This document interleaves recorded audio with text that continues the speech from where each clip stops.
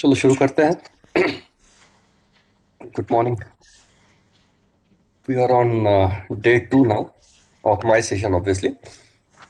कल हम लोग क्वेश्चनर डिजाइनिंग को लेके कुछ बात कर रहे थे और हम लोग यूनिट 3 के टॉपिक्स डिस्कस कर रहे हैं। ये यूनिट 3 है आपका, which deals with data collection and analysis part. और कल हमने ये पार्ट कवर किया था, प्राइमरी डेटा। और सेकेंडरी डेटा का पार्ट हमने कल कवर किया था। मेजर सोर्सेस हमने देखे थे, जर्नल्स, रिसर्च प्रॉब्लम स्टेटमेंट। ये पार्ट हमने डिस्कस किया था। इसके ऊपर डिस्कशन ऑलरेडी शुरू हो चुका है हमारा। जो 5-6 स्टेप प्रोसेस है क्वेश्चन डिजाइनिंग की, वो हम लोग डिस्कस कर रहे हैं। तो मैं सीधा जंप कर रहा हूँ स्टेप्स इन क्वेश्चन डिजाइनिंग में।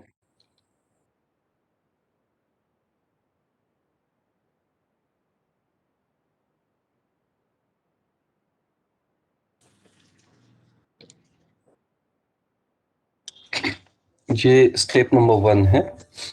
So while designing your questionnaire, और एक थोड़ा सा रिमाइंडर भी दे देता हूँ आपको कि क्वेश्चनियर डिजाइनिंग ये जो पार्ट है सर्वे बेस्ड रिसर्च प्रोजेक्ट में अप्लीकेबल है।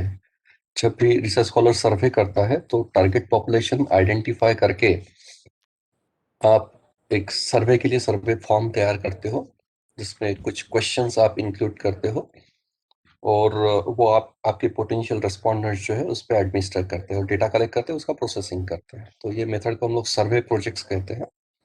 और सर्वे प्रोजेक्ट्स में क्वेश्चनियर और शेड्यूल ये दोनों डेटा कलेक्शन टूल्स माने जाते हैं।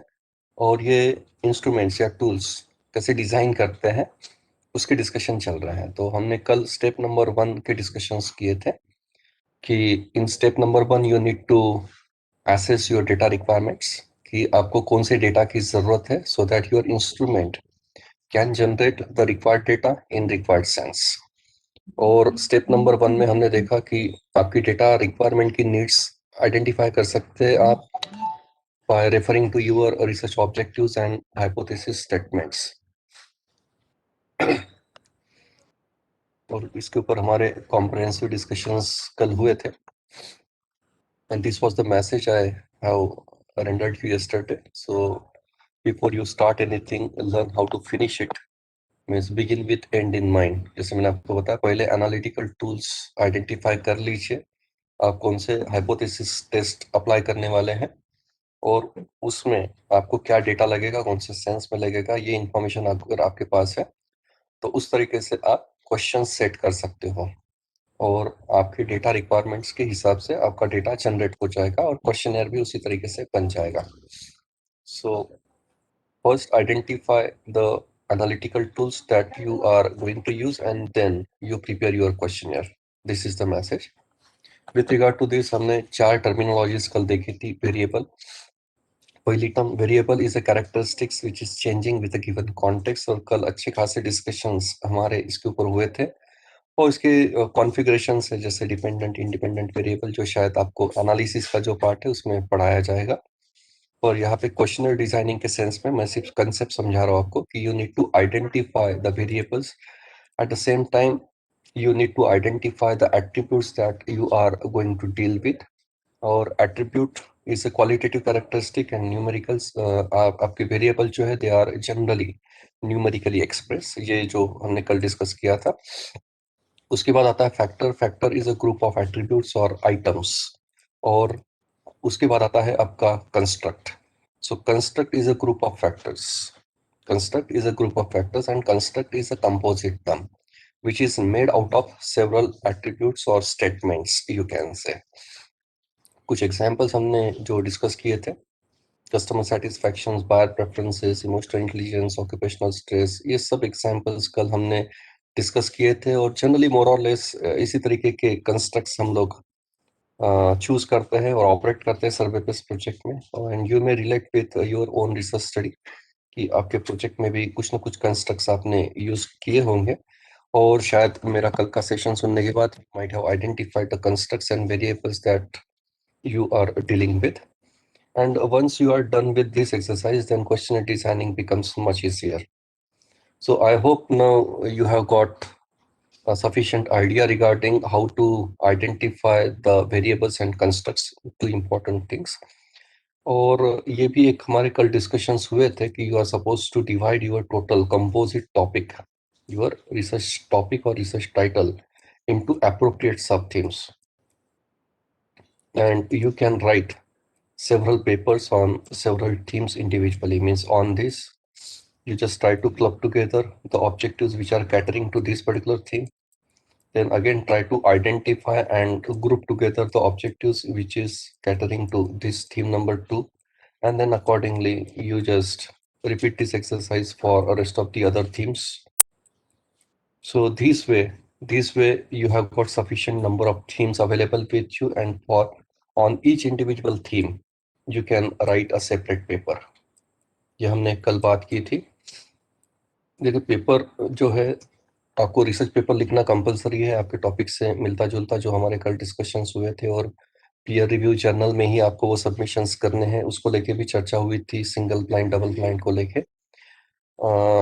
अभी आप कौन से स्टेज पे हैं रिसर्च, आपके पीएचडी रिसर्च के, वो भी एक मैटर करता है कि आपने रिसर्च पेपर्स कौन से डेवलप करने चाहिए। रिसर्च पेपर्स जो है उसकी दो मेन कैटेगरीज होती है। एक होते हैं एम्पिरिकल पेपर्स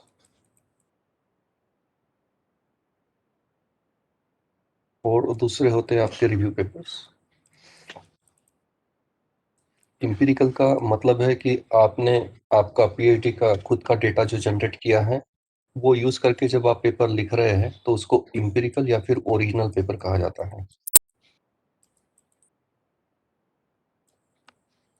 अभी अगर आप science technology medicine life sciences material sciences ये सब के अगर रिसर्च स्कॉलर्स हैं तो आप एक्सपेरिमेंट करते हो, और एक्सपेरिमेंट करके जो डेटा आप कलेक्ट करते हो वो डेटा अगर आप यूज करके पेपर तैयार कर रहे हो, रिसर्च आर्टिकल में बोल रहा हूँ, तो उस आर्टिकल को हम लोग एम्पिरिकल आर्टिकल या ओरिजिनल आर्टिकल कहेंगे। जो सोशल साइंसेस इंटरडिसिप्लिनरी या फिर कॉमर्स मैनेजमेंट ये डिसिप्लिन के रिसर्च स्कॉलर्स है जो सर्वे कर रहे हैं, और आपका सर्वे का काम कुछ हद तक हुआ है, सपोज 500 का सैंपल है आपका और 300 का डेटा ऑलरेडी कलेक्ट हो चुका है, तो वो 300 का डेटा यूज करके आप जो पेपर तैयार करोगे उसी को हम लोग इम्पिरिकल या फिर ओरिजिनल पेपर कहते हैं। पर ये कब पॉसिबल है, जब आपका पीएचडी का रजिस्ट्रेशन होके शायद 1.5-2 साल हो चुके हैं और आपका डेटा कलेक्शन चल रहा है या फिर पार्शियली हो चुका है, उस वक्त आप इम्पिरिकल पेपर तैयार कर सकते हो। और आप इनिशियल स्टेजेस में हो कि आपका आरआरसी का वाइवा जस्ट हाल ही में क्लियर हुआ है, 6 महीने हुए हैं, और फिर भी आप रिसर्च पेपर लिखना चाहते हो, तो आपके पास आपका डेटा नहीं है, तो उस वक्त आप जो पेपर तैयार करोगे वो होगा रिव्यू पेपर। क्योंकि ऐसे जनरली देखा गया है कि जब आपका पीएटी का आरआरसी का वाइवा क्लियर होता है और जब आप ऑफिशियली रजिस्टर हो जाते हो डॉक्टरल प्रोग्राम के लिए, तो आपके सुपरवाइजर्स आपको रिकमेंड करते हैं कि you may proceed with your research work और research study by conducting literature review. तो आप जो लिटरेचर रिव्यू कर रहे हो वो रिव्यू आर्टिकल्स, तो वो पर्टिकुलर रिव्यू के प्रीवियस आर्टिकल्स यूज करके आप रिव्यू पेपर तैयार कर सकते हो। और इसमें एक 2-3 प्रकार है जो आप काम कर सकते हो, जिसमें एक कंसेप्चुअल पेपर होता है जो आप डेवलप कर सकते हो रिव्यू पेपर, आपका लिटरेचर रिव्यू का डेटा यूज करके। एक होता है एसएलआर जिसको सिस्टमैटिक लिटरेचर रिव्यू कहा जाता है, एक होता है मेटा, और एक होता है बिब्लियोमेट्रिक एनालिसिस।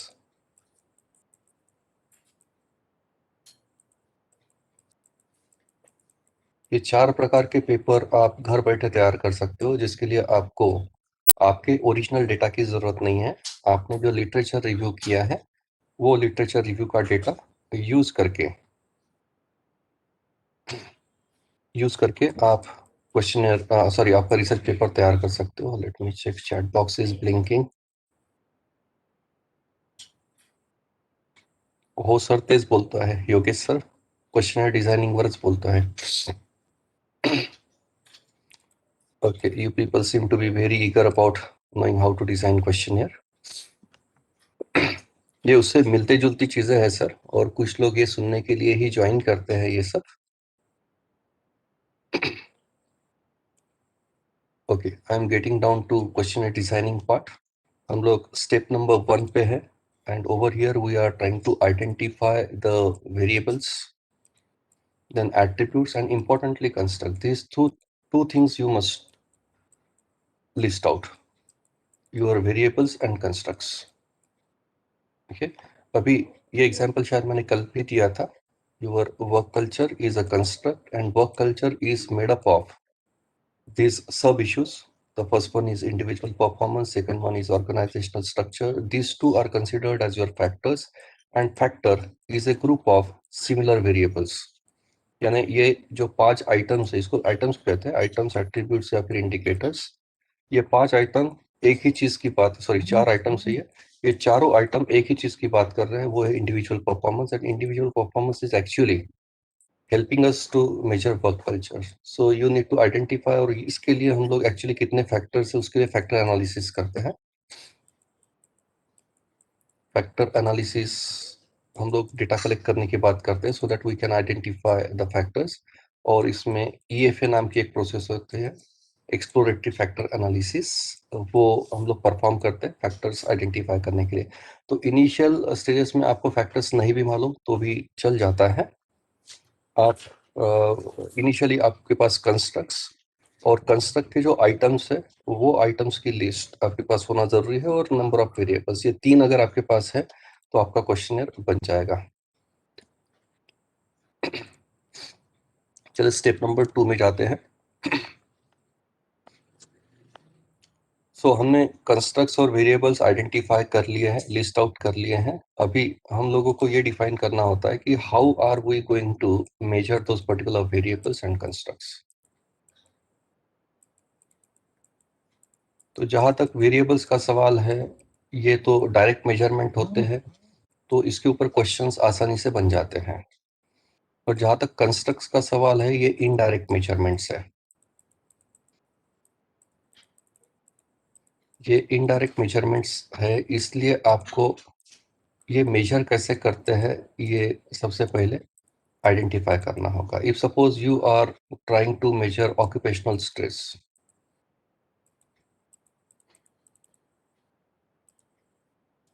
ये आपका कंस्ट्रक्ट है पीईटी के दौरान, वन ऑफ द कंस्ट्रक्ट्स मैं बोल रहा हूं. तो आपको ये जानना जरूरी है कि how will you measure this occupational stress. तो ये आपको लिकर्ट स्केल से मेजर करना होता है, और लिकर्ट स्केल में आपको वेरियस इंडिकेटर्स या जिसको आइटम्स कहते हैं, वो आइटम्स आइडेंटिफाई करने होंगे कि वो आइटम्स कितने होने चाहिए, वो आइटम्स कौन से होने चाहिए.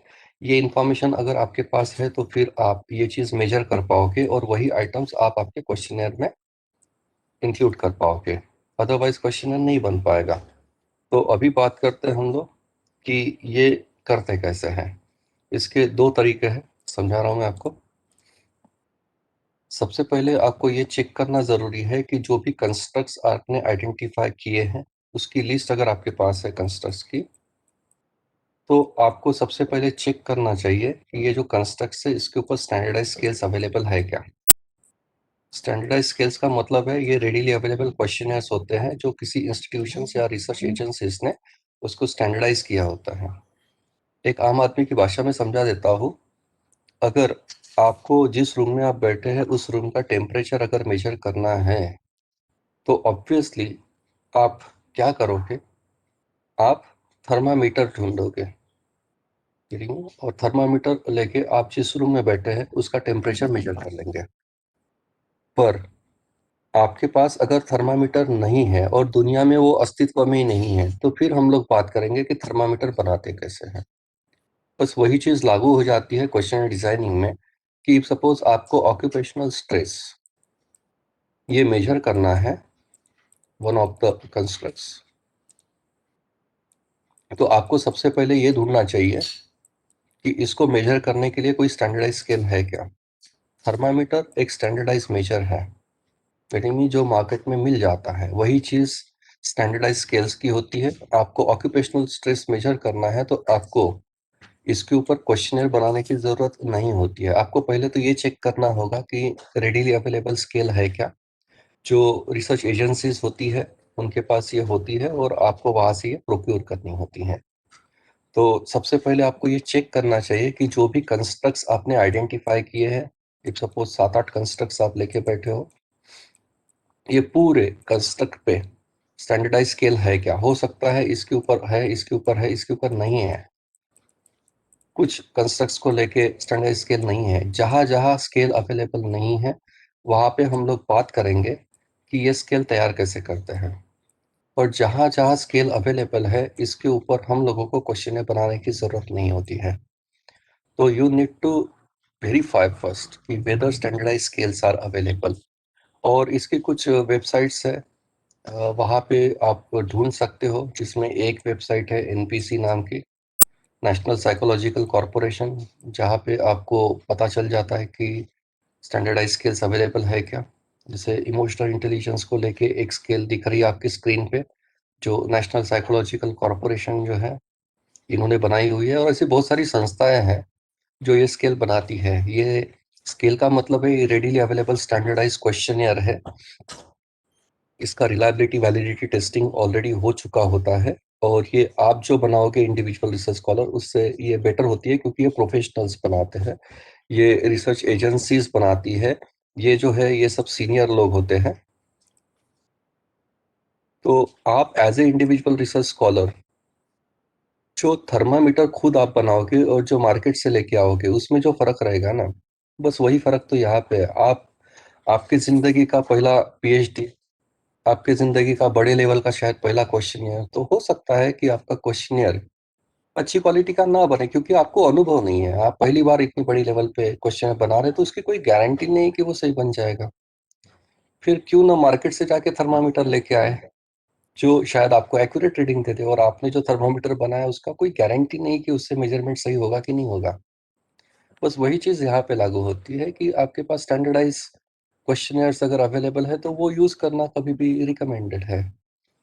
तो आप क्वेश्चनर बनाने से पहले चेक करिए कि आप जो ढूंढना चाहते हो वो ढूंढने के लिए स्टैंडर्डाइज स्किल्स अवेलेबल है क्या। और ये सब सीजन रिसर्चर्स होते हैं, सब सीनियर लोग हैं, इनको अनुभव है 20-20 25-25 सालों का क्वेश्चनर बनाने का। दुनिया देखी है इन्होंने हमसे ज्यादा।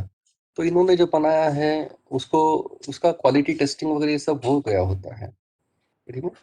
तो ये जो स्केल्स है, ये अगर आप यूज कर रहे हो और आप वाइवा में भी बता रहे हो कि आपने मंगल सर की इमोशनल इंटेलिजेंस की इन्वेंटरी, जिसको स्केल कहते हैं, वो यूज किए हैं, तो आपके क्वेश्चन पे कोई क्वेश्चन मार्क नहीं लगाएगा ये कौन सी टेस्ट है, क्योंकि आपने जो बनाया उसके ऊपर क्वेश्चन मार्क लग सकता है शायद कि ये क्या बना के रखा, यही नहीं।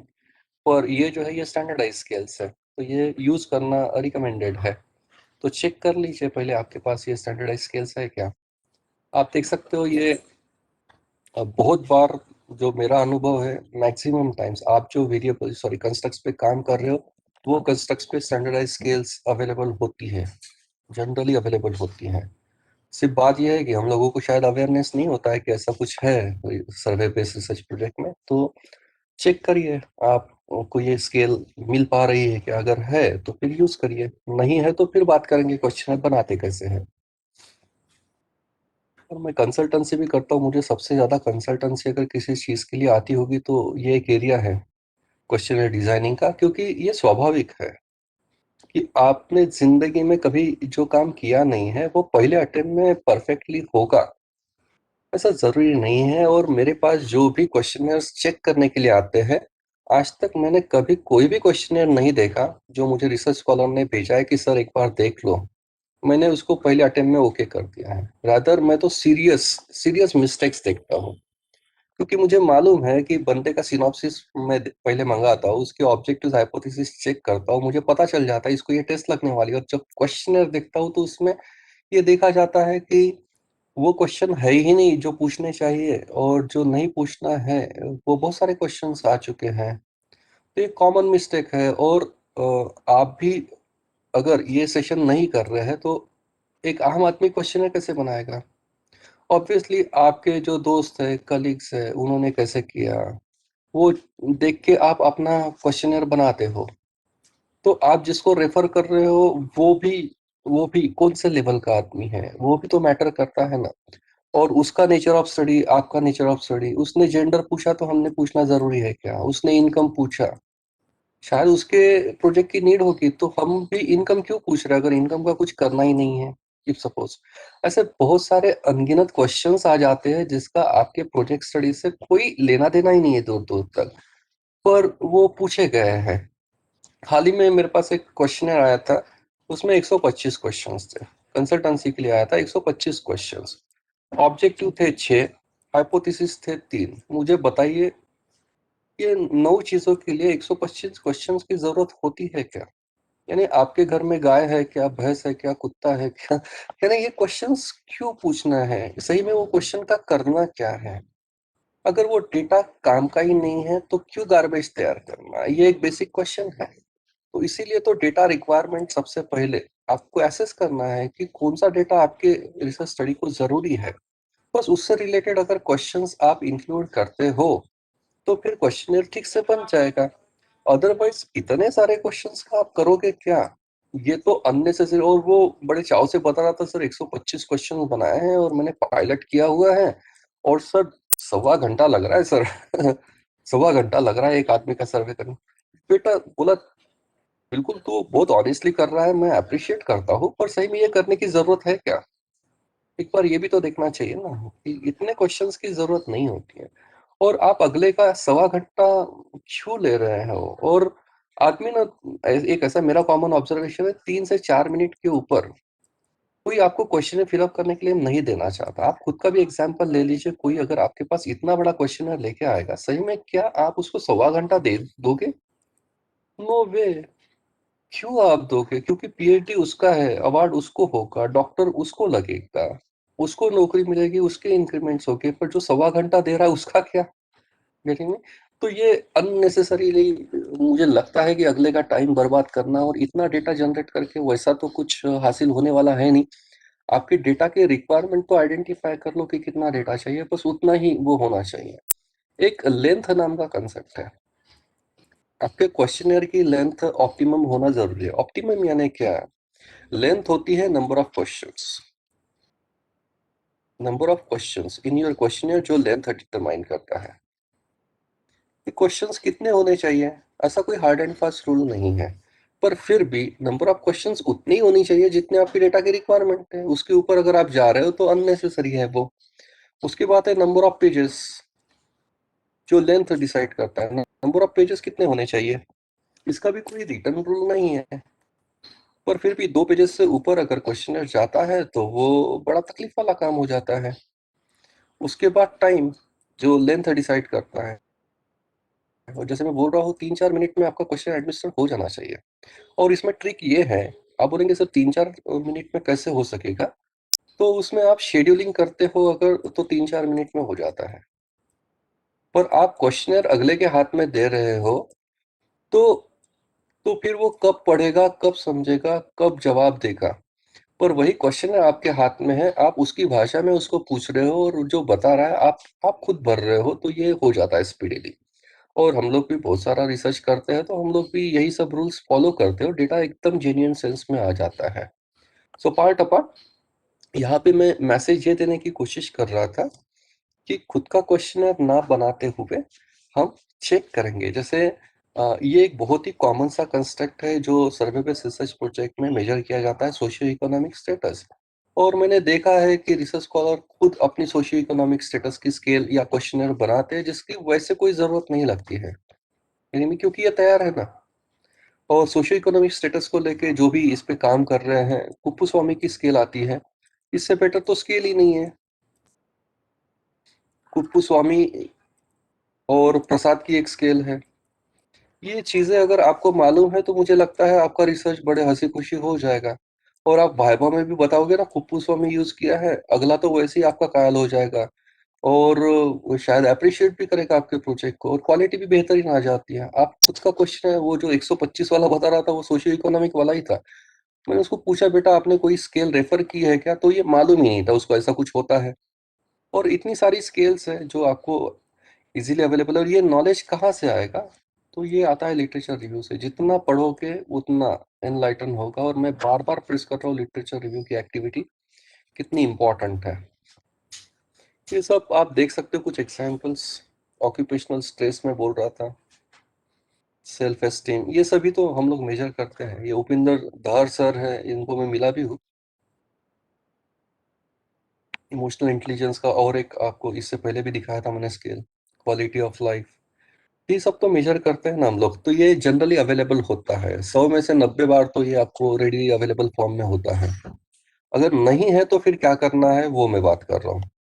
हो सकता है कि ऐसा कुछ है आपको मालूम ही नहीं है, या फिर कहाँ से प्रोक्योर करना है ये भी अंडरस्टैंडिंग नहीं है, और आप अपना खुद का क्वेश्चन खुद ही बनाना चाहते हो, तो फिर क्या कर सकते हैं? तो उसके लिए लिटरेचर रिव्यू एक एक्टिविटी है। लिटरेचर रिव्यू से आपको पता चल जाता है कि आप जो हेलो, कंस्ट्रक्ट्स मेजर करना आवाज चाहते हो। नहीं है। सर येतोय आवाज? अच्छा, फटिंग सर, शायद आपके एंड पे कुछ तकलीफ होगी। हाँ हेलो, हाँ सर, वो आपके एंड पे शायद कुछ प्रॉब्लम होगा, बाकी लोगों को आ रही है शायद मेरी आवाज। जी सर, आ रही है सर। क्लियर है आवाज, आवाज में क्लियर है एकदम। Okay,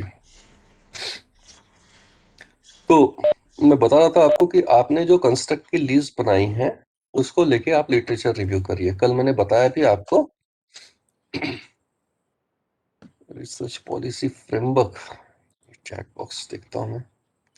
sir, any scale to study research policy framework, research policy framework नहीं, मुझे समझा नहीं। ये सावी शेंडे, सावी शेंडे जी, मुझे नहीं समझा आप क्या बोल रहे हैं। रिसर्च पॉलिसी फ्रेमवर्क ये कंस्ट्रक्ट है क्या? Yes, sir. आप Sir, अनम्यूट कर research सकते हैं? policies. Yes, sir. Good morning, sir. ये कंस्ट्रक्ट है। Good morning. So yes, sir. ये कंस्ट्रक्ट Research है क्या आपका? policies. Yes, sir. Research policies जो है, for example, I'm working for WTPs, Women Technology Park. तो जो वुमेन टेक्नोलॉजी पार्क है वो women technology park we are providing projects all over to the rural womens. So whether वो जो policy prepare है women technology park की, whether it is successful और not, that we are trying to study. So to study that, we want आप to थोड़ा study सा that check करिए। research policy. Yes, sir. ठीक है, I got it ma'am. Okay. So madam, इन सब सवालों का जवाब एलआर है, लिटरेचर रिव्यू। मैम मेरे पास कंप्लीट। कुछ, एक्सक्यूज मी, मेरे पास कुछ दो Yes. ये है फ्रेमवर्क, तो मैं आपको बाद में बताऊंगा, मुझे Okay. याद नहीं आ रहा है। एक इंटरसेक्शनल है और एक दूसरा एक कोई कंसल्टेंसी ने डेवलप किया है। तो उसमें आप पॉलिसी को यानी ये कर सकते हो, क्या बोलते तो उसका कोई भी एनालिसिस पॉलिसी कर सकते रिसर्च हो। स्टडी कर सकते हैं. Okay. हाँ, Will you please analysis share it with purpose, me? उसमें जो जो कुछ कुछ फैक्टर्स दिए ना उसको देखना पड़ता है, और आप आपके Right. इसमें उसको I मोल्ड have करना gone through पड़ता it. है। अच्छा। Yes, I do have gone through it. Just a mapping to select the data resource, extensive reading for the categorization, identity of the naming and the concepts. So I have hmm gone hmm through hmm that. Um, hmm hmm hmm, hmm. but मुझे I got very few literature review from for this, so that's why अच्छा। I was seeking some नहीं knowledge from sir. नहीं, मैंने खुद एक यानी assignment किया था उसके ऊपर कॉलेज में। तो एक है फ्रेमवर्क, मुझे याद नहीं आ रहा, मैं याद से आपको बाद में देता हूँ। Please, sir, it will be helpful for okay me. Okay okay. Thank you very much. Thank you, sir. Saviji, you are talking about research policy framework. So framework, as my understanding goes, it is more about the linkages or the interrelationships we generally True, sir. establish between your several constructs. Yes, So sir. For these that are only we are preparing questionnaire. Exactly, you are on the exactly. right track. So, true, sir. बिल्कुल, these are your independent variables. This is Yes, mediating sir. or moderating variable, and this is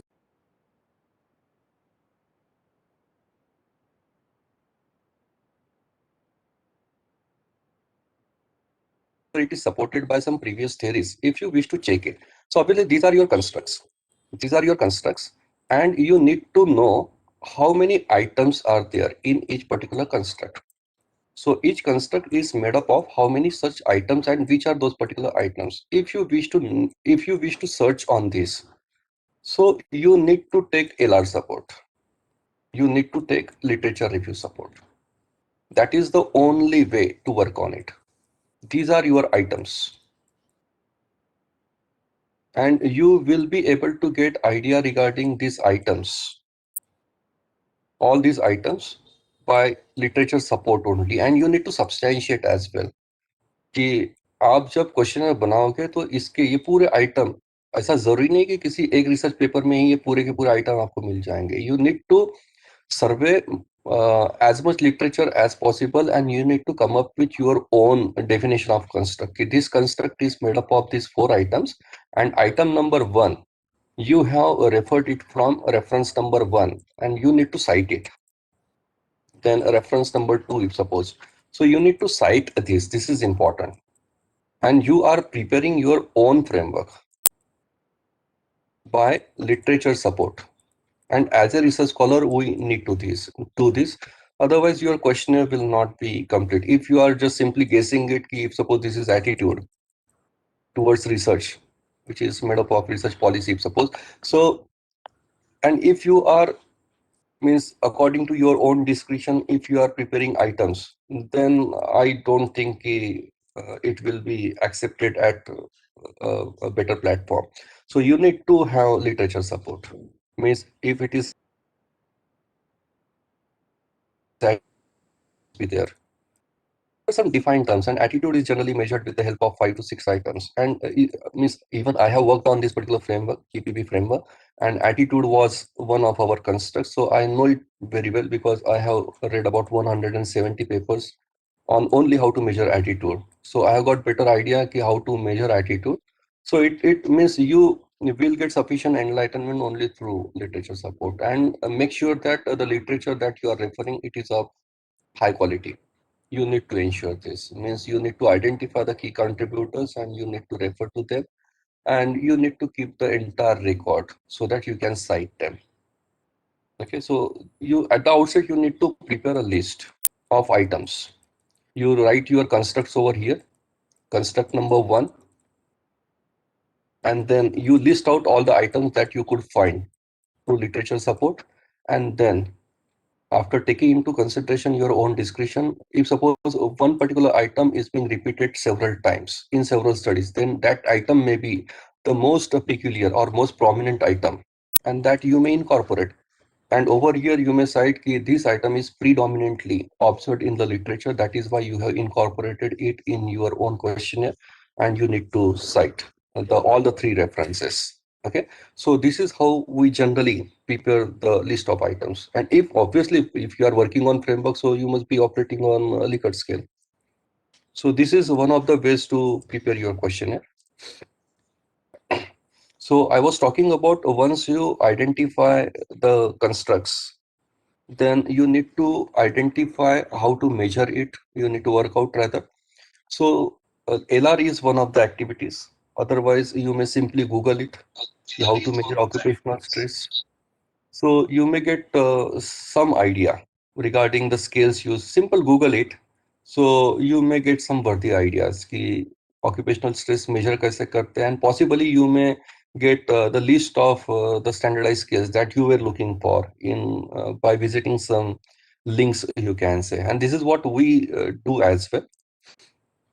So as you can see, I just asked Google just for the sake of fun how to measure employee morale. So all these are the items. Productivity, turnover rate, absence rate, these are the items with the help of which you can measure your construct, that is employee morale. And this is what I'm looking for. The employee morale is made of how many and which items. So Google may give some worthy answers to you. Means instead of being entirely clueless, you may visit Google so that you can get some direction to proceed. So Google may provide you with some names of the scales, and accordingly you can direct your search through those, means looking for those particular scales and all. So मुझे लगता है एक बढ़ती exercise है ये कि आप आपके स्केल्स तक कैसे पहुंचेंगे. So there are several websites through which you can contact the agencies, and they will provide you the required skills. As far as my knowledge goes, I frequently visit NPC National Psychological Corporation. Herein I could find they have developed scales on 700 constructs. They have developed scales on 700 constructs, and there is very possibility that in these 700 you could find at least 2 to 3 of your use that you have chosen to work on. Now the question is that can we use the scales in its original form? If suppose just for the moment I was talking about occupational stress.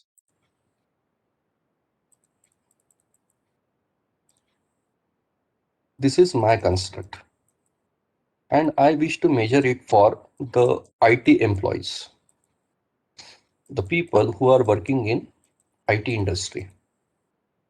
Now, there is very possibility that you won't get scale in its original form, means in this particular form.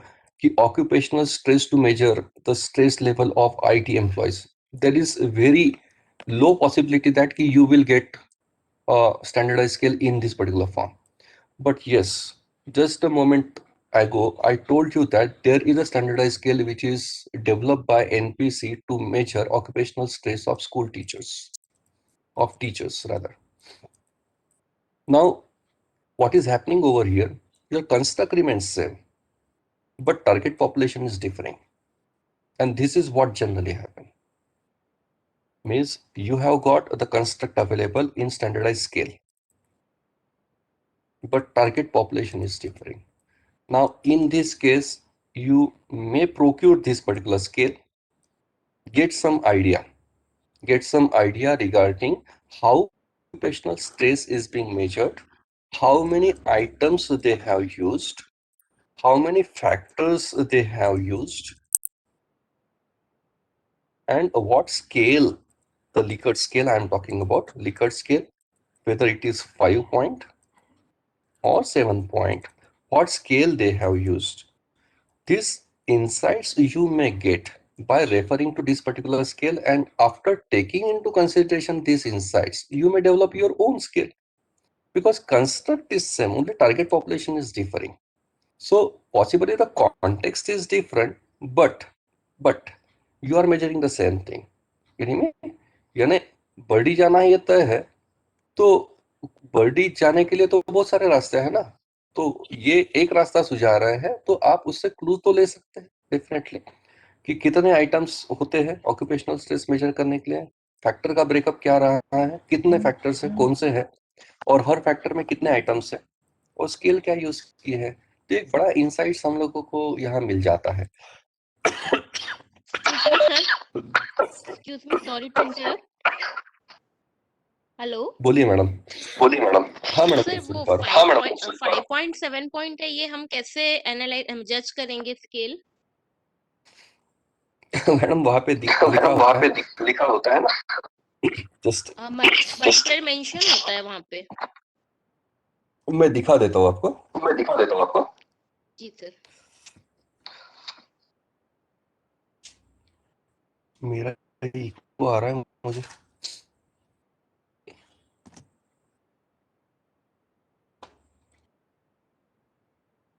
Madam ये इस तरीके की scale रहती है, उस standardise scale में ये लिखा होगा, ये आइटम्स है, और 5 पॉइंट का मतलब ये 1 2 3 4 5, इसको 5 पॉइंट कहते हैं, ये 7 पॉइंट भी हो सकता है। Okay sir, okay, thank you sir. तो ये लिखा होगा वहां पे ये। अभी अगर आपका क्वेश्चन ये है कि 5 पॉइंट यूज करना है कि 7 पॉइंट, तो फिर मेरी तरफ से रिकमेंडेशन तो ये है कि आपने 7 पॉइंट यूज करना चाहिए। 7 पॉइंट का एडवांटेज ये है कि आपको जो नॉर्मलिटी टेस्ट करनी होती है, टेस्ट ऑफ नॉर्मलिटी में 7 पॉइंट पे डेटा नॉर्मली बिहेव करता है, पर 5 पॉइंट स्केल में डेटा नॉर्मली डिस्ट्रीब्यूटेड नहीं आता है। That's the major problem with it. So recommendation is of using 7 point scale. Preeti ma'am थोडा कन्फर्म करा, माझा आवाज येतोय का? Yes sir. Yes, sir. अच्छा, मला आता माझा इको येत होता। मॅडमचा ऑडिओ ऑन होता ना, त्यामुळे येत होता। आता ठीक आहे। अच्छा इनको येत आहे Sir, हाँ why not a 3-point scale? Because I have faced that challenge when I was doing data collection ना. My population was not knowledgeable. उनको उतना पता नहीं होता है कि 5 और 7 के स्केल में उनको कितना अच्छा लगता है, कितना बुरा लगता है. तो इसलिए मैंने 3 पॉइंटर लिया था स्केल फिर. 3 पॉइंट में सर पैटर्न्स उभर के नहीं आते हैं ठीक से. एटलीस्ट कंजर्वेटिवली आप तो 5 सर, पॉइंट कर सकते हैं, और हम लोग तो 5 पॉइंट पे ही काम करते हैं सर. हाँ हाँ यानी देखिए सर, एक न्यूट्रल पॉइंट होता है. इसमें हम्म आप अगर स्ट्रांगली एग्री डिसएग्री अगर बात कर रहे हैं तो स्ट्रांगली हाँ, डिसएग्री इस तरफ, disagree, neutral, neutral, agree, agree, strongly agree. Strongly agree. अभी इसमें बिल्कुल डिस्टिंग्विश कर सकते हैं. जो भी रिस्पोंडेंट है ये 5 में अपैरेंट डिस्टिंग्विश कर सकते हैं. पर आप 7 पॉइंट करोगे तो इसके बीच में आपको मॉडरेटली हाँ, डिसएग्री डालना होगा, हम्म और यहाँ पे आपको मॉडरेटली एग्री डालना होगा. अभी हम्म इसमें जो डिफरेंस है एग्री और मॉडरेटली एग्री, और स्ट्रांगली एग्री और मॉडरेटली एग्री, इसमें जो डिफरेंस है ये शायद रेस्पोंडेंट कंफ्यूज होता है. इसलिए लॉजिकली अगर देखा जाए तो 5 पॉइंट का ही रिकमेंडेशन है. बट 3 पॉइंट जैसे आप बोल रहे हो कि डिसएग्री, न्यूट्रल, एग्री, एग्री. इससे सर एनालिसिस, हाँ इसमें एनालिसिस में तकलीफ होती है सर 3 पॉइंट में. हाँ हाँ. और ये डेटा नॉर्मली डिस्ट्रीब्यूटेड नहीं आता है. ये नॉर्मली डिस्ट्रीब्यूटेड नहीं आता है. नहीं तो तो सर, ये मैंने सबसे उस बड़ा पे तकलीफ है.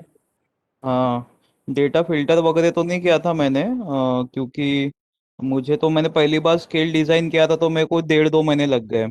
वो एक्ट के हम्म प्रोविजंस का कितना अवेयरनेस है यानी अवेयरनेस के ऊपर मैंने स्केल बनाया था, prevention of atrocity hmm act का. हम्म तो उसमें हम्म. ने काफी टाइम चले गया. मैं बोला इसमें फिर अभी ये भी करना है वो भी करना है, तो इसलिए. और वो चैलेंज आ रहा था सर, क्योंकि उनको फिर उनका कैसा बताओ कि आप इसको बताओ कि कितना ज्यादा पता है कितना कम पता है. तो मैंने 3 ही रखा उसको फॉर माई कन्वीनियंट. लेकिन वो अभी पहले बार तो सर आपने बोला ही था कि उतना परफेक्ट बनता नहीं है, गलती होती है.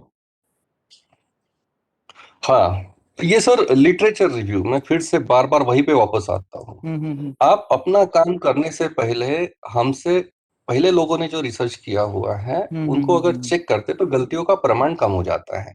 हाँ हाँ हाँ. तो literature review is such a crucial activity. और मैं 1-2 पेपर की बात नहीं कर रहा हूँ, मैं कम से कम 50 पेपर की बात कर रहा हूँ.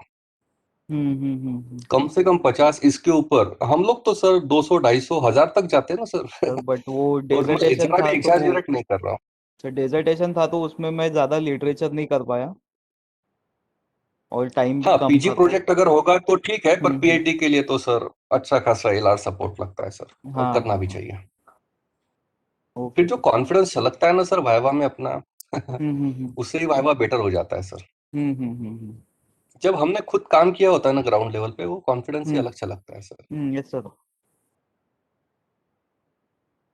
और मैं इतना कॉन्फिडेंटली क्यों बता पा रहा हूँ सर ये बार का या 3 पे नहीं करना चाहिए, क्योंकि मैंने इस पे क्योंकि इतना सर सारा आपने काम उतना. ऑलरेडी कर लिया है सर. हम्म. और रोज का हो गया है सर ये. तो ये कॉन्फिडेंस उससे झलकता है कि जब आप ग्राउंड लेवल पे जाके काम करते हो तो इनसाइट्स बहुत ही अलग रहते हैं. और मैं हाँ. ऑनेस्टली बता रहा हूँ कि मैं कोई इंटरनेट की साइट पढ़ के नहीं आया हूँ आज का सेशन लेने के लिए, या कोई बुक पढ़ के नहीं आया हूँ. और आप जो भी देख रहे हैं मेरी स्क्रीन पे, ये मेरा खुद का ओरिजिनल मटेरियल है.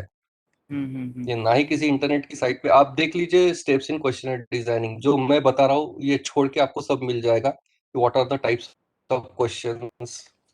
ये सब आपको मिलेगा, जिसका हमारे क्वेश्चन डिजाइनिंग हाँ. से वैसे कोई दूर दूर तक कनेक्शन नहीं लगता है. हम्म. क्वेश्चन नहीं डिजाइनिंग के सर लिए ये वो. इनसाइट्स ही होना ना आपके डेटा रिक्वायरमेंट की. हाँ हाँ सर, वो तो मैंने ध्यान में रखा था, नॉर्मेलिटी और वो रिलायबिलिटी टेस्ट. क्योंकि एक क्वेश्चन को रिलायबल करने के लिए उसके साथ और 2 क्वेश्चन क्लब करने पड़ते हैं कि ये सही बता रहा है कि नहीं बता रहा है. वो तो मैंने ध्यान में रखा, लेकिन इसका कितना ये है नॉर्मेलिटी का, उसमें तो मेरा नहीं था. रिलायबिलिटी थी, नॉर्मेलिटी उतनी नहीं थी.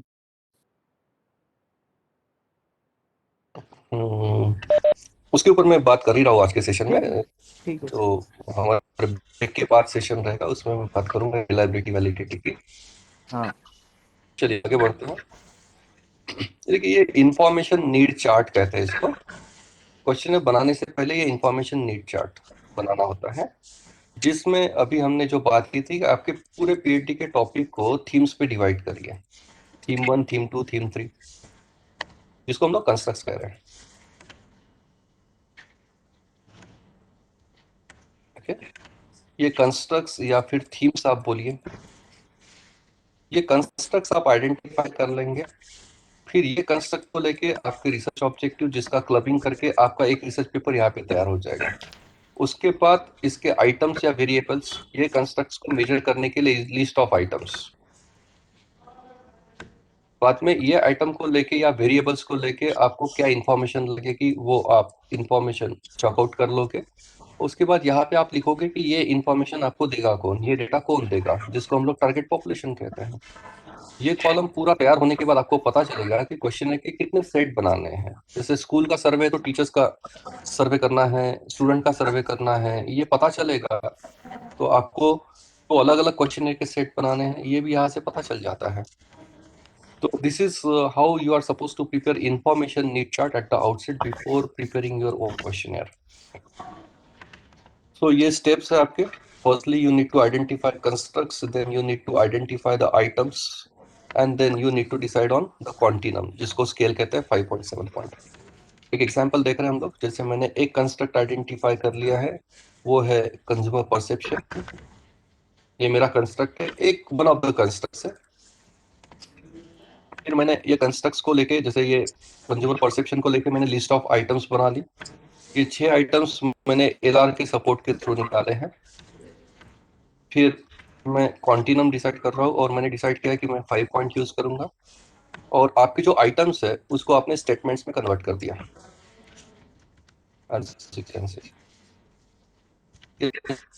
स्टेटमेंट्स है, और इस तरीके से आपकी लिकर्ट स्केल तैयार हो जाती है। This is Likert scale, and this is your section जो भी होगा आपके क्वेश्चनर का। Section 1 consumer perception, and these are the questions related with this. So one of the important messages over here is you need to divide your questionnaire into apparent section. Section 1, if suppose respondents profile,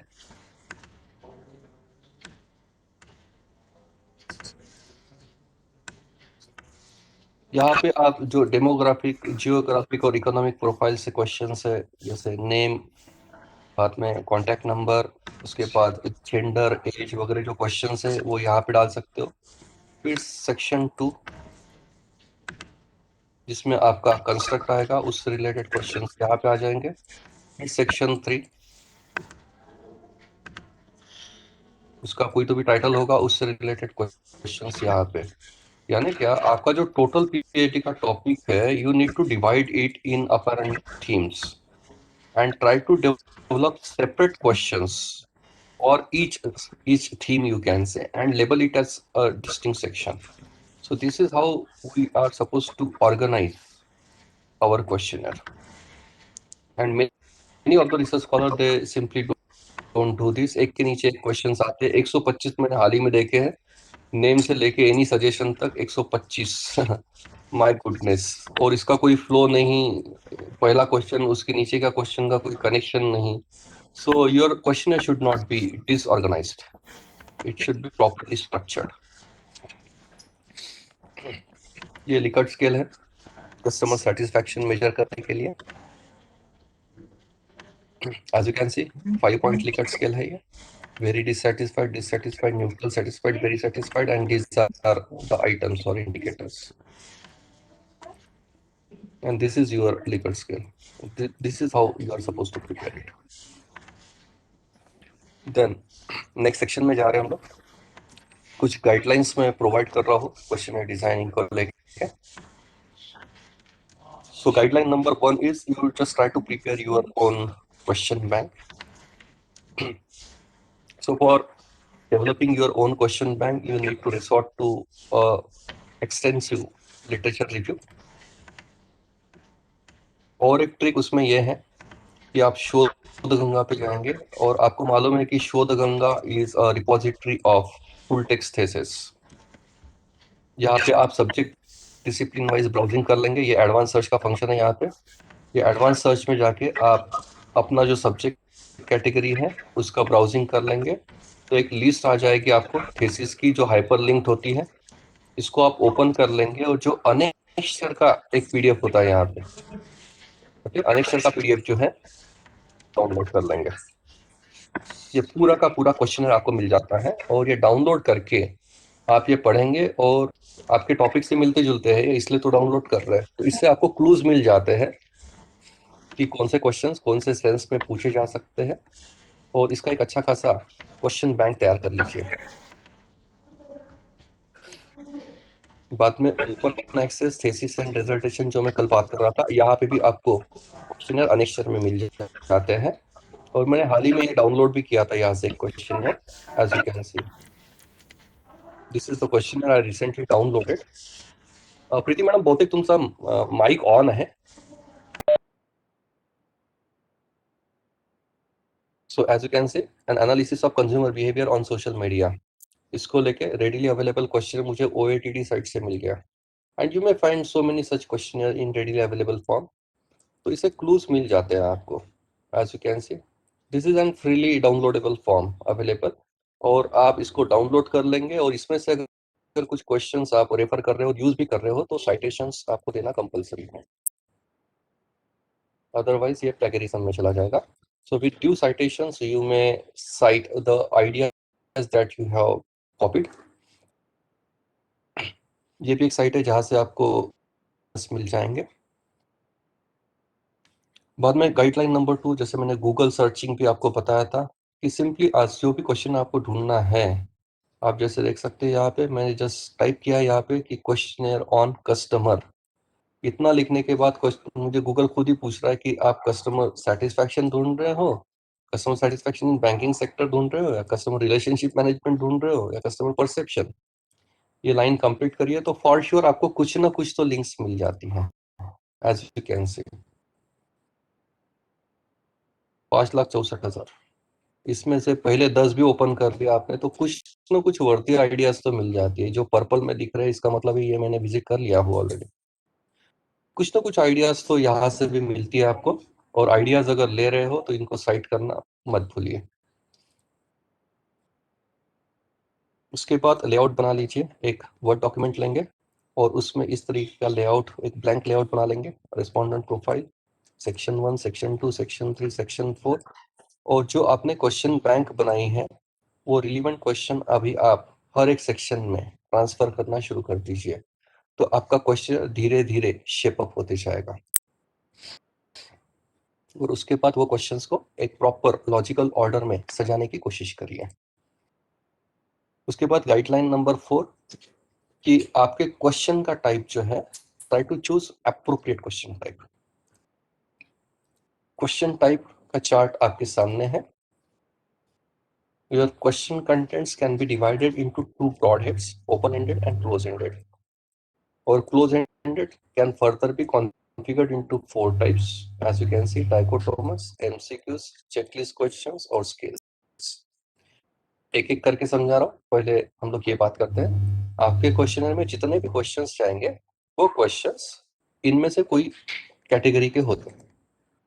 बात करते हैं पहले open ended questions की। Open ended questions जो है वो 2 प्रकार के होते हैं।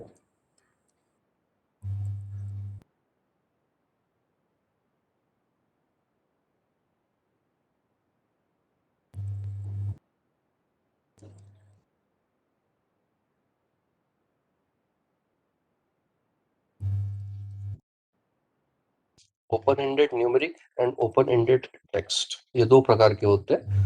ओपन एंडेड टेक्स्ट जहां तक सवाल है, आप कुछ एग्जांपल्स देख सकते हो। ये ओपन एंडेड टेक्स्ट क्वेश्चंस है। आपने क्वेश्चन पूछा और कोई चॉइस नहीं दी। ओपन एंडेड का मतलब है कि आप क्वेश्चन पूछ रहे हो और नीचे कोई चॉइसेस नहीं दे रहे हो, आप ABCD वगैरह, ओके, ये आप यूज नहीं कर रहे हो। सिर्फ क्वेश्चन पूछते हो और आप जगह छोड़ देते हो और वहां पे रेस्पॉन्सेस लिखना अपेक्षित है। तो ये रेस्पॉन्स जब टेक्स्ट फॉर्म में आप अपेक्षित करते हो तो उसको ओपन एंडेड टेक्स्ट कहते हैं। कुछ क्वेश्चन आपके स्क्रीन पे है, which is your favourite TV serial, आपने ऑप्शन है यहाँ पे रेस्पोंडेंट लिखेगा, इफ सपोज KBC, तो आप उसको यहाँ लिखने के लिए बोल रहे हो। उसके बाद आई लाइक नेस्कैफे बिकॉज, वो उसका ओपिनियन यहाँ पे पुट अप करेगा टेक्स्ट के फॉर्म में। ये बेसिकली ओपिनियनियर जो कहते हैं, उसमें इस प्रकार के क्वेश्चन जनरली यूज किए जाते हैं। What is your opinion about, as you can see. उसके बाद आते हैं आपके ओपन एंडेड न्यूमेरिक क्वेश्चन। यहाँ पे आप क्वेश्चन पूछ रहे हो और जवाब के लिए आपने जगह छोड़ी है, और यहाँ पे जो जवाब आएगा वो नंबर में आएगा। What is your age, what is your monthly salary, जो भी है यहाँ पे वो रेस्पोंडेंट लिखेगा। यहाँ पे how many members are there in your family, जो भी है, वो जो भी डेटा आ रहा है, ओके, ये नंबर में आ रहा है। तो इस पर्टिकुलर क्वेश्चंस के टाइप को हम लोग ओपन एंडेड न्यूमेरिक कहते हैं। ऐसे कुछ क्वेश्चंस आपके वेरिएबल्स अगर आपने आइडेंटिफाई किए हैं, तो वेरिएबल के क्वेश्चन ओपन एंडेड न्यूमेरिक रखना कभी भी रिकमेंडेड है, क्योंकि डेटा जो है नंबर में आ रहा है, और नंबर के डेटा का एनालिसिस आप कर सकते हो आसानी से। जितने भी स्टैटिस्टिकल टूल्स अवेलेबल है स्टैटिस्टिक्स में, वो सब अप्लाई आप कर सकते हो जब आपके पास डेटा नंबर में है। So there is a strong recommendation that at least a few questions on variables that you have identified, you should frame it by using open-ended numeric category. उसके बाद दूसरी कैटेगरी है क्लोज एंडेड। क्लोज एंडेड का मतलब है कि आप question पूछ रहे हो और नीचे आप चॉइसेस दे रहे हो ABCD, और रेस्पोंडेंट को बोल रहे हो इसमें से टिक मार्क करने के लिए। उसमें पहली कैटेगरी है डाइकोटोमस क्वेश्चंस के। Di stands for two and chotomous stands for choices. आप अगर एक क्वेश्चन पूछ रहे हो, दो चॉइसेस दे रहे हो, जैसे यहाँ पे आप देख रहे हो आर यू डायबिटिक, तो दो चॉइसेस आपने दे दी, और आपका रेस्पोंडेंट दो में से किसी एक पे टिक कर रहा है। What kind of petrol do you use in your car, तो आपने दो चॉइसेस दे दी और आपका रेस्पोंडेंट किसी एक पे टिक कर रहा है। व्हाट इज योर जेंडर,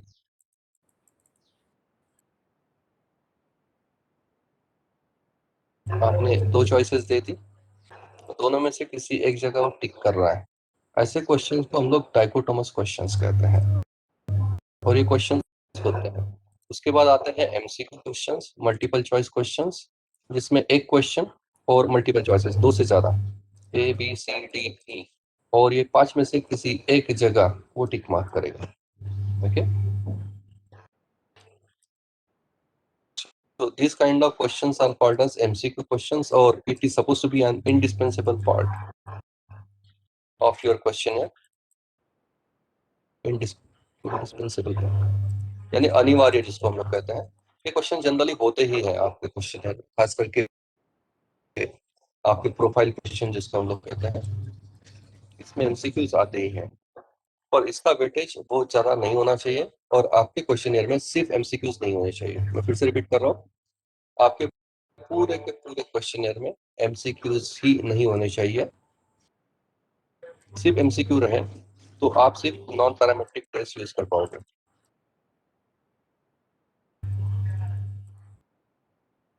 अगर सिर्फ MCQs यूज कर रहे हो, MCQ में दोनों डाइकोटोमस भी,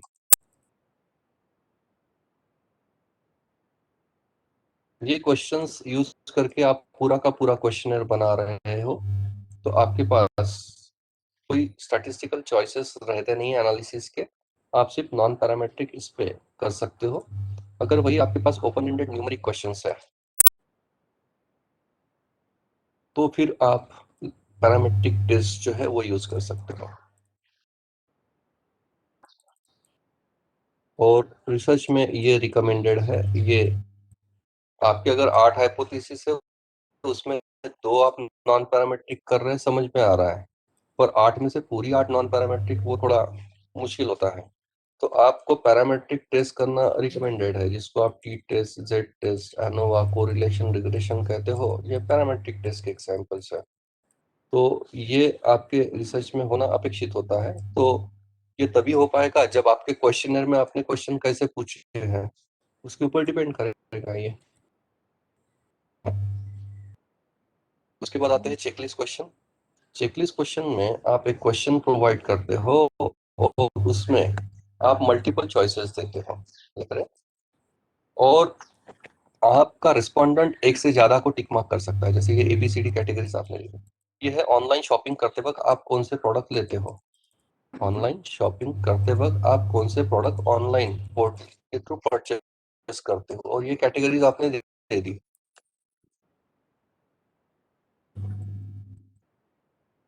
और एज ए रेस्पोंडेंट मैं तो 3-4 प्रकार के लेता हूँ। सपोज तो मैं इसको भी टिक कर रहा हूँ, मैं इसको भी टिक कर रहा हूँ, इसको भी टिक कर रहा हूँ, इसको भी टिक कर रहा हूँ। तो आप देख रहे हैं कि मल्टीपल चॉइसेस है, पर टिक मार्क एक से ज्यादा आ रहे हैं। ऐसे क्वेश्चन को आप किस क्वेश्चन कहते हो? उसके बाद आते हैं आपके स्केल क्वेश्चंस, जिसको हम लोग लिकर्ट स्केल बोल रहे थे। इसमें अलग अलग प्रकार की स्केल्स आती है, कुछ एग्जांपल्स में दिखा रहा हूँ आपको।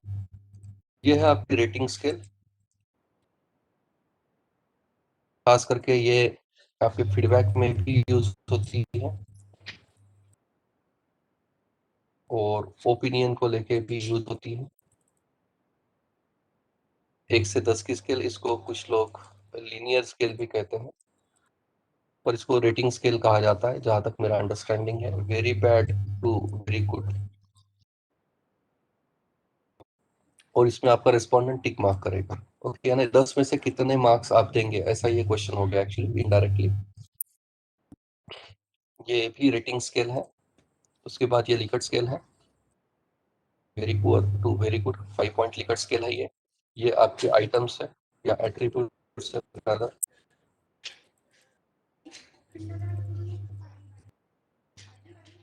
इसको हम लोग लिकर्ट स्केल कहते हैं। ये भी हमारे क्वेश्चन में जनरली रहती है और ये यूज करना चाहिए। इसको हम लोग इंटरवल डेटा कहते हैं। इससे जो डेटा आता है ये इंटरवल डेटा आता है, और इंटरवल डेटा पे पैरामीट्रिक टेस्ट अप्लाई होती है। तो अगर आप कंस्ट्रक्ट्स पे काम कर रहे हैं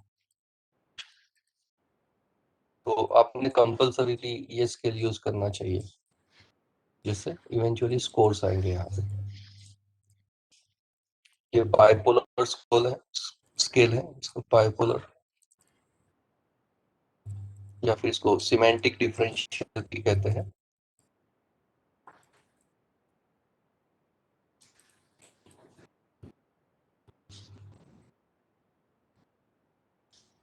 इसमें आपने 2 पोल्स लिए हैं और उसके बीच में आपने रेटिंग दी है। So describe your experience at fun and food village. तो आपने 5 एट्रीब्यूट्स ले लिए हैं जो एक्सपीरियंस को डिफाइन करते हैं, और आपने उसको 2 पोल्स पे सजा दिया है, और आप रेस्पोंडेंट से ये 5 पॉइंट पे रिस्पॉन्सेस ले रहे हैं। बाद में पेयर्ड कंपैरिजन स्केल, ये रेयरली मैंने यूज करते हुए देखी है किसी सर्वे बेसिस प्रोजेक्ट में, और ये पेयर्ड कंपैरिजन है ऑनलाइन शॉपिंग को लेके कौन सी साइट सबसे ज्यादा प्रेफर की जाती है, ये जानने के लिए हमने 1, 2, 3, 4 वेबसाइट्स ली हैं। ओके, और अभी आप एक टाइम पे सिर्फ 2 वेबसाइट के नाम रेस्पोंडेंट को प्रोवाइड कर रहे हो, अमेजोन और ईबे। इसमें से आप पूछ रहे हो कि आप कौन सा प्रेफर कर रहे हो, सपोज अमेजोन। फिर दूसरे 2 लिए ईबे और याहू, इसमें से कौन सा प्रेफर करते हो, सपोज ईबे। Quiz.com और ईबे में से कौन सा प्रेफर करते हो, सपोज ईबे। ईबे और यू बीट, इसमें कौन सा प्रेफर करते हो, सपोज ईबे। इसके बाद फिर इसका कोडिंग करेंगे, हम लोग इसका एनालिसिस करते हैं। और ये ऐसा रियल लाइफ में बहुत कम देखा गया है। मैंने होम साइंस डिपार्टमेंट जो है नागपुर यूनिवर्सिटी का, वहाँ पे हमने ये प्रैक्टिकली देखा है कि एक फ्रूट बेस्ड चैट बनाई थी एक स्टूडेंट ने, एमएससी सेकंड ईयर की थी वो, और उसने जजेस को एक टाइम पे जो गार्निशिंग है, टॉपिंग जिसको कहते हैं, वो चैट का वो 4 टॉपिंग्स लिए थे, और जजेस को एक टाइम पे 2 टॉपिंग्स दिए थे टेस्ट करने के लिए, और उनको पूछा था कि ये अच्छी है कि ये अच्छी है। फिर दूसरा और तीसरा कॉम्बिनेशन, तीसरा और चौथा। तो ये रेयरली देखा जाता है, पर है रियल लाइफ में दिखते भी है। और ये यूज इसलिए भी शायद नहीं होता कि किसी को शायद मालूम नहीं होगा रिसर्च स्कॉलर को कि ऐसा भी कोई सर्वे किया जा सकता है। और खास करके ये कब यूज करते हैं, जब आपको प्रेफरेंसेस निकालने हैं। ते आधी जे दाखवलं होतं ते Reference लिकर्ट स्केल आहे स्टडीज में सर प्रीवियस स्लाइड वर शादी पण हे का, ते पुअर व्हेरी पुअर हे ते लिकर्ट स्केलच आहे ना ते.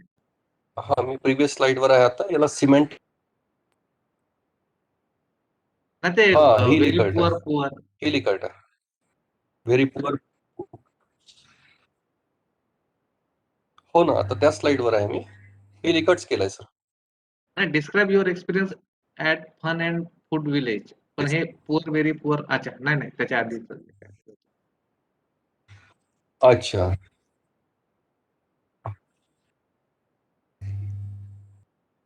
ते काहीतरी Describe your serving experience at cleanliness fun वगैरे and होतं. food village.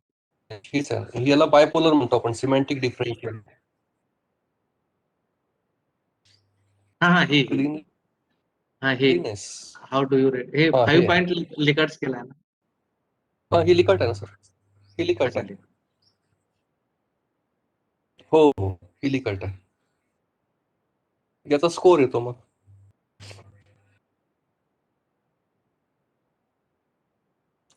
Okay sir. बाद में सेक्शन जा रहे हैं हम लोग क्वेश्चन डिजाइनिंग के. और we are sharing some guidelines regarding don'ts of question designing. So try to avoid leading questions. Leading question का मतलब ये है कि आप क्वेश्चन इस तरीके से हो कि जिसमें आपने एक क्वेश्चन पूछा है और उसमें 3 चॉइसेस दे रहे हो, और ये क्वेश्चन के ड्राफ्ट में आपने कुछ क्लू दिया है रिस्पोंडेंट को कि ये 3 चॉइसेस तो दिए हैं और इसमें से टिक आपको यही करना है. जैसे आप ये देख सकते हो, do you think that working mother should buy ready to eat food when that might contain some chemical preservative. तो हर मदर तो नो ही क्लिक करेगी, क्योंकि आपने उनको बोला है, यहाँ से ही क्लू दे दिए है कि आप नो क्लिक करिए, और आप चाहते हैं कि रिजल्ट उस तरीके से आप प्रोजेक्ट करें. ऐसे क्वेश्चंस को लीडिंग क्वेश्चन कहा जाता है. दूसरा है try to avoid loaded questions.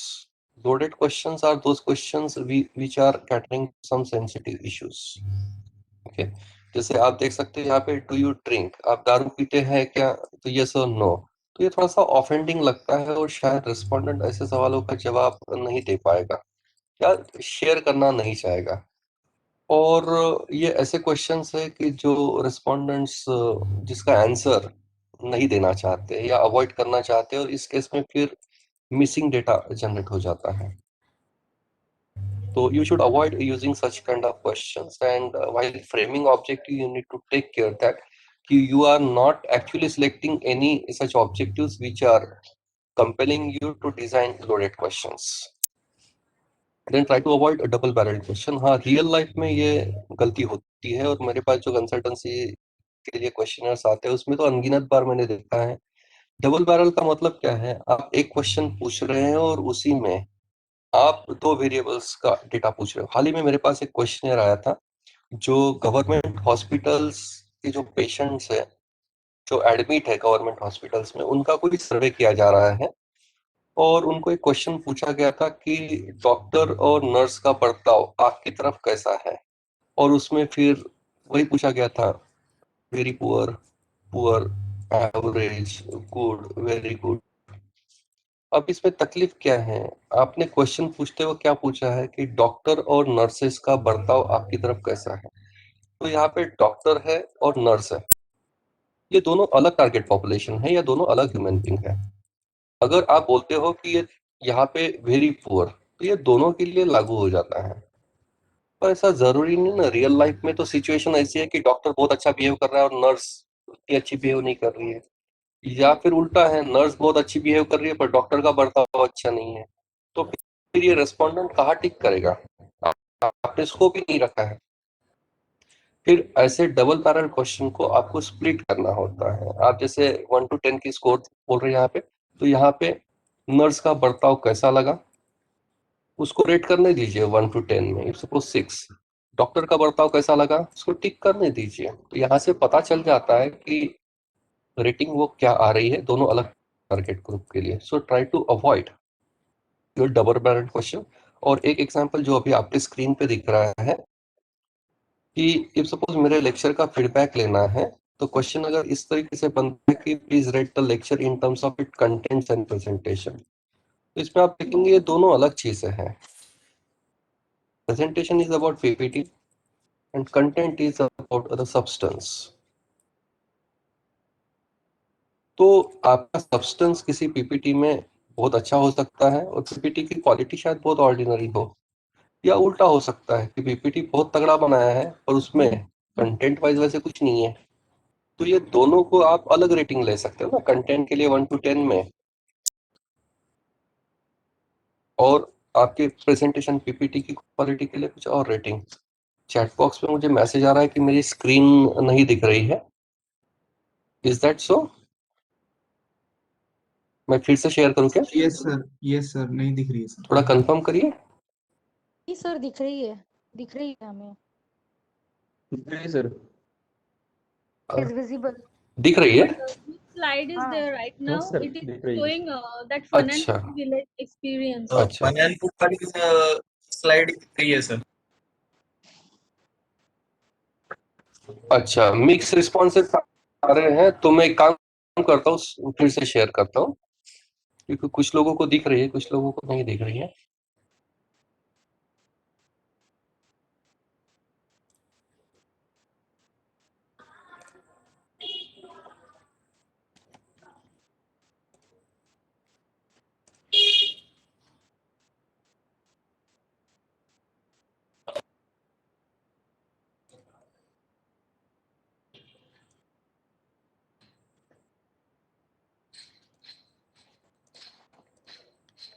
हम्म,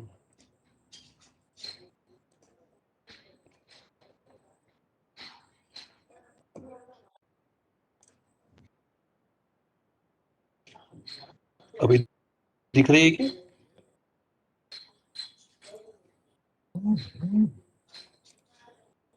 थोड़ा कंफर्म करिए, स्क्रीन दिख रही है अभी? Yes sir yes. Yes sir. Yes sir. Okay okay, चलो आगे बढ़ते हैं। सो क्वेश्चनर डिजाइनिंग को लेके हमने जो इनपुट्स लिए हैं अभी, उसको जस्ट समराइज करने की कोशिश कर रहा हूँ। These are the steps that we are supposed to follow while designing a questionnaire.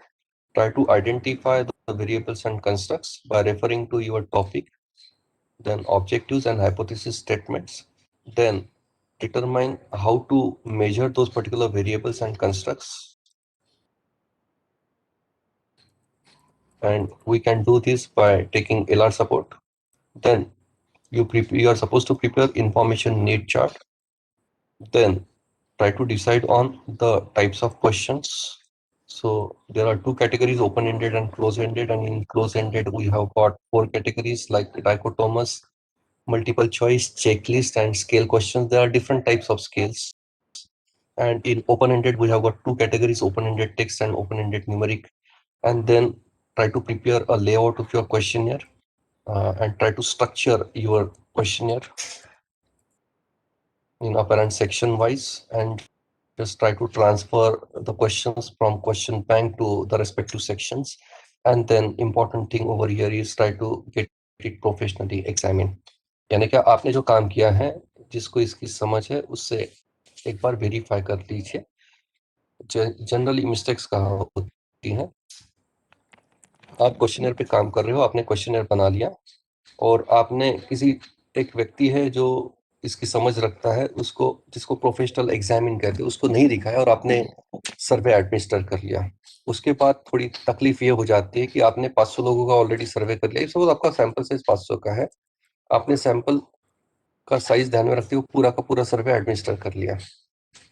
उसके बाद हो सकता है कि आप स्टैटिस्टिशियन से डिस्कस कर रहे हो कि इस डेटा को यूज करके कैसे और कौन सी टेस्ट लगानी चाहिए आपके ऑब्जेक्टिव्स और हाइपोथेसिस को। ओके, ये इसको कहा टेस्ट, कौन सी टेस्ट लगेगी, और ऑब्जेक्टिव्स को सेटिस्फाई करने के लिए आप क्या टूल्स यूज करोगे, जिसमें ग्राफ्स की बात होती है, कौन से ग्राफ्स बनाने चाहिए, या फिर समरी स्टैटिस्टिक्स कैसे कंप्यूट करना है, ये सब बात होगी।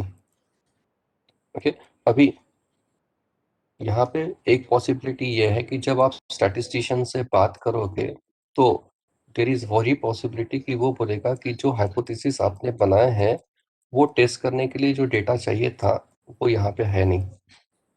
तो क्या आप फिर से 500 लोगों से वो डेटा कलेक्ट करने के लिए जाएंगे? नो वे, क्योंकि आपकी मानसिकता ये होती है कि डेटा कलेक्शन का काम आपका हो चुका है, पर स्टैटिस्टिशियन शायद बेहतर जानता है कि आपके हाइपोथेसिस टेस्ट करने के लिए और ऑब्जेक्टिव्स को सेटिस्फाई करने के लिए क्या डेटा की जरूरत है, जो शायद आपका स्टैटिस्टिक्स का बैकग्राउंड ना होने की वजह से आप शायद वो विजुअलाइज नहीं कर पाओ। तो try to professional examined your questionnaire through a statistician and a person who has got sufficient understanding regarding all the intricacies involved in designing questionnaire and the subsequent part, that is statistical analysis. And this is a recommended step, you can say. So whosoever you knows it, कि जिसको आप मानते हो कि ये आदमी मुझे बेहतर गाइड कर पाएगा, तो try to take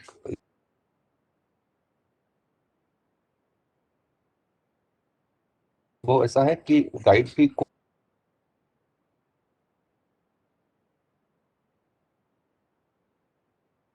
हमारी फील्ड के सीनियर लोग होते हैं। तो स्टैटिस्टिशियन जो इनसाइट देता है, वो इनसाइट से मुझे लगता है क्वेश्चनियर ओके हो जाता है और बाद में तकलीफें नहीं आती है एनालिसिस करते वक्त खास करके। और ये बहुत ही एक कॉमन सा अनुभव रहा है, और ये फर्स्ट टाइम रिसर्चर जिसको मैं कह रहा हूँ, फर्स्ट टाइम रिसर्चर, ये गलतियां यहाँ पे होती है उससे, क्योंकि उसको अनुभव नहीं होता है। और आप सोच रहे हो कि मैंने तो 6 महीने क्वेश्चनर पे काम किया है और इतनी बार मैंने क्रॉस वेरीफाई कर लिया, चेक कर लिया है, पर ये आपके नॉलेज के कंस्टेंट हो सकते हैं शायद, जिसकी वजह से आप विजुअलाइज नहीं कर पा रहे हो कि यहाँ पे टेस्ट कौन सी लगने वाली है और कौन सा डेटा लगेगा। तो better try to seek opinion from an expert.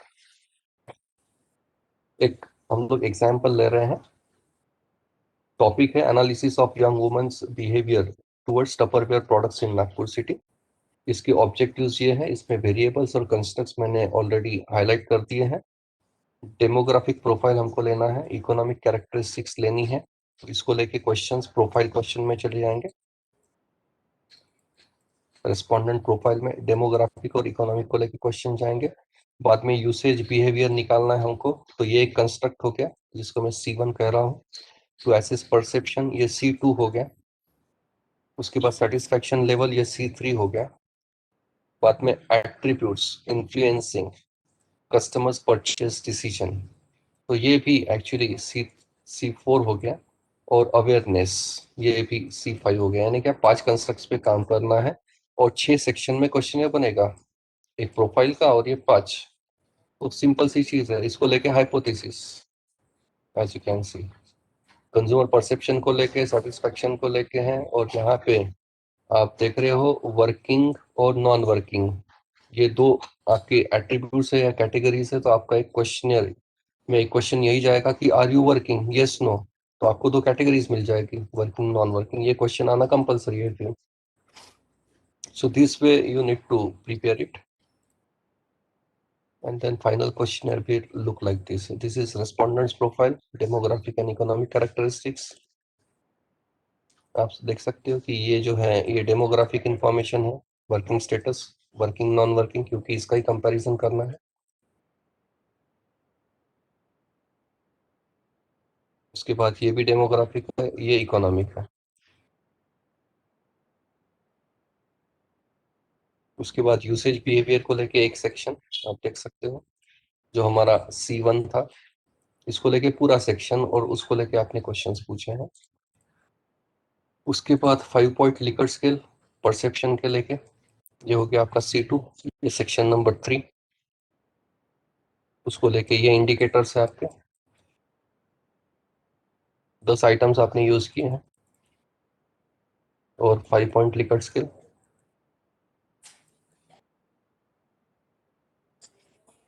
उसके बाद कस्टमर सेटिस्फैक्शन, ये आपका C4, उसको लेके भी आपने लिकट बनाई है, highly dissatisfied to highly satisfied, 5 point है, और ये 8 आइटम्स है। उसके बाद फैक्टर इन्फ्लुएंसिंग, ये फैक्टर्स है, और इसके प्रेफरेंसेस आप देख रहे हो, तो आप इसको रैंक करने के लिए कह रहे हो। और ये जो है इसको ऑर्डिनल स्केल डेटा कहते हैं, जो आपको शायद एनालिसिस में पढ़ाया जाएगा। 4 प्रकार का डेटा होता है, नॉमिनल, ऑर्डिनल, इंटरवल और रेशो। तो ये ऑर्डिनल स्केल का डेटा है, और ऑर्डिनल जो है वो प्रेफरेंसेस के लिए यूज होता है। जब भी आपको कोई चीज का प्रेफरेंस, पॉपुलैरिटी या रैंकिंग निकालना होता है उस वक्त ऑर्डिनल स्केल यूज होती है और क्वेश्चन का स्वरूप कुछ ऐसा होता है, इस तरफ आपके एट्रीब्यूट्स और रिस्पोंडेंट को आप यहाँ रैंक करने के लिए बोल रहे हो. This way respondents will put up the ranks and then we will eventually process this data by some coding. इसको कोड्स करते हैं और फिर इसका स्कोर निकालते हैं और इसमें एक और है, इसको कॉन्जॉइंट कहते हैं. कॉन्जॉइंट एनालिसिस, अगर आप प्रेफरेंसेस पे स्टडी कर रहे हैं, किसी भी चीज के प्रेफरेंसेस निकालने हैं आपको, जैसे इफ सपोज आप म्यूचुअल फंड इन्वेस्टमेंट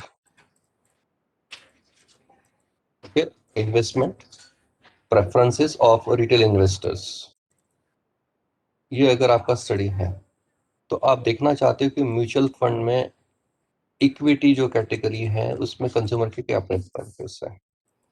इक्विटी में वो लॉन्ग टर्म, शॉर्ट टर्म या मिड कैप फंड, इसको स्मॉल कैप कहते हैं, large cap, small cap, mid cap या फिर मल्टी कैप, इसमें से कहाँ प्रेफर करते हैं लोग पैसा इन्वेस्ट करना, कितने साल के लिए, 1 साल, 3 साल, मोर देन 5 years, ऐसी बहुत सारी चीजें हैं. रिस्क क्या प्रेफर करते हैं लोग, लो रिस्क, मीडियम रिस्क या हाई रिस्क, रिटर्न क्या अपेक्षित रहता है, ये सब प्रेफरेंसेस जिसको कहते हैं. जब भी कोई चीज के प्रेफरेंसेस आप निकाल रहे हैं तो उसके लिए कॉन्जॉइंट एनालिसिस किया जाता है.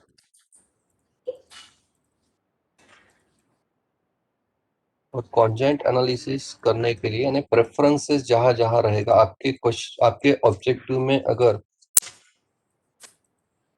आपने कहीं पे भी लिखा है टू स्टडी द प्रेफरेंसेस तो समझ जाइएगा आपको कॉन्जॉइंट करना है. और कॉन्जॉइंट में क्वेश्चनर जो है ये हम लोग नहीं बनाते हैं. क्वेश्चनर जो है उसका लेआउट बनता है जिसको कॉन्जॉइंट लेआउट कहा जाता है, जिसमें एट्रीब्यूट्स आइडेंटिफाई किए जाते हैं. ये कॉन्जॉइंट लेआउट कहते हैं इसको. यहाँ पे हमारे एट्रीब्यूट्स होते हैं और यहाँ पे इसकी लेबल्स, इसको लेआउट कहते हैं. और ये लेआउट हम लोग SPSS नाम का एक सॉफ्टवेयर है उसमें ये लोड करते हैं और SPSS सॉफ्टवेयर हम लोगों को क्वेश्चनर बना के देता है. Means software will prepare a questionnaire for us. तो शायद ये एक चीज आपके लिए नई होगी कि चेक कर लीजिए आपकी स्टडी में आपने ऐसा कुछ लिखा है क्या, तो समझ जाइएगा क्वेश्चनर हमको नहीं बनाना है, software will prepare a questionnaire for अस.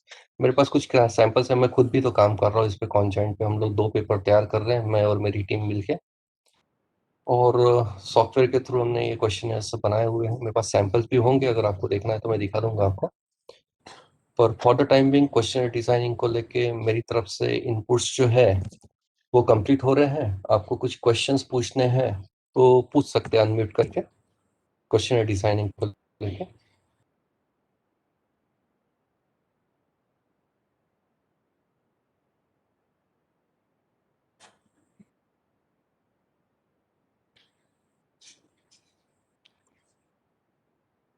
कुछ क्वेश्चंस है?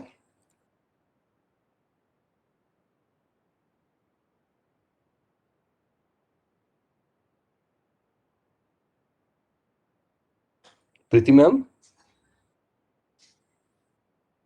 Yes sir. हॅलो. माझं क्वेश्चनर डिझायनिंगचा पार्ट माझा पूर्ण डिस्कस झाला आहे. ओके, त्यांचे काही क्वेश्चन्स असतील तर घेऊन घेऊ, अदरवाईज मग ब्रेक घेता येईल आपल्याला 1-5 मिनिटं. ठीक आहे ना सर. काही क्वेश्चन्स आहेत का विचारायला? तसं त्यांनी इंटरमिटेंटली बरेच लोकांनी विचारले सर, जसं आपलं सेशन चालू होतं तसेच. सर घेऊ हम्म, आपण 5 मिनिट्सचा ब्रेक घेऊ.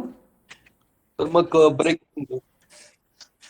ठीक आहे. ओके. ब्रेकच्या नंतर आपण रिलायबिलिटी व्हॅलिडिटी टेस्टिंग वर यस चर्चा सर. करूया. ओके, ठीक आहे सर.